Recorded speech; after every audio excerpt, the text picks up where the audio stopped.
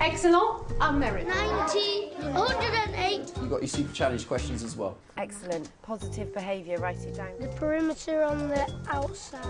Thank you. We need a range of techniques to keep our children, with all their different needs, fully engaged throughout the day. At Hunslet Moor Primary School in Leeds, Hannah Matthews has developed some snappy games and activities which keep her children focused and their self-confidence high. We're going to start off this morning by thinking about how we can be in it to win it. But if your name's not in the box and you can't win a prize, you've got to be in it to win it! Brilliant. My in it to win it box came to me to try and get children engaged and to try and get them on task and wanting, you know, giving them a prize at the end of it, giving them something to work towards. Give me 10 different ways that you could impress myself or Mrs. Priest this morning to be in it to win it. Don't shout out. Brilliant, not shouting out. Be responsible for your own learning. Being responsible for your own learning. Try your best and never give up. Trying your best and never giving up. Put your hands up if you're going to be in it to win it today.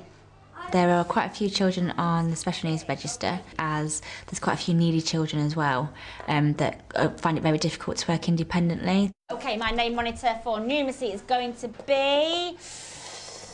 I'm going to choose Zahin. Very sensible over there, Zahin.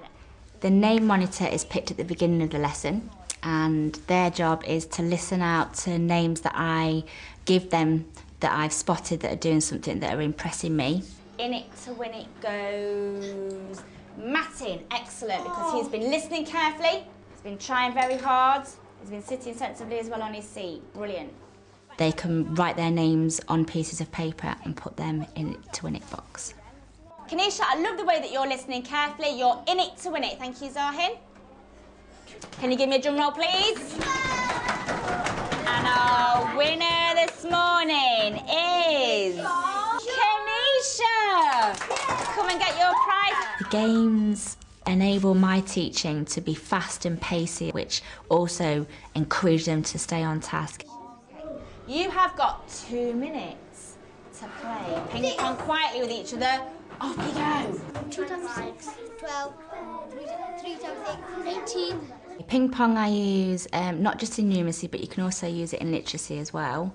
It's a very quick game, so they play it in pairs and each person takes it in turn, like today we were doing it on times tables. 3 times 2, 6. 7 times 5, 5 times 15, 20, 25, 35. They can do it so that they're counting in the number, so they have to ping pong from each other. 42, 46, 48, 56, 62. It's good for bringing children back round and getting them focused again. OK, so I've written the very beginning of this non-fiction text. Talking partner challenges. Think about what the next sentence could be. Go. Or maybe she might write some... Talking partners is something that I use a lot in all my lessons, really, across the board. It's a great way for children to talk to each other and get their answers out.